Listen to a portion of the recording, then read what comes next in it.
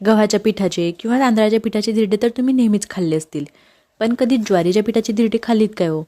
आणि माहिती आहे का, आपली मुलं भाकरी खात नाहीत, पण ही ज्वारीच्या पिठाचे धिरडे मात्र त्यांनासुद्धा खूप आवडतात. कारण माहिती आहे का, ही आहे ना एकदम मसाला डोस्यासारखे वाटतात किंवा पराठ्यासारखे सुद्धा ह्याची चव लागते. तर चला बनवूया ज्वारीच्या पिठाची धिरडे. इथे मी एक मोठ्या वाटीभरून ज्वारीचं पीठ घेतलं आणि पाव वाटीभर बेसन पीठ घेतलं.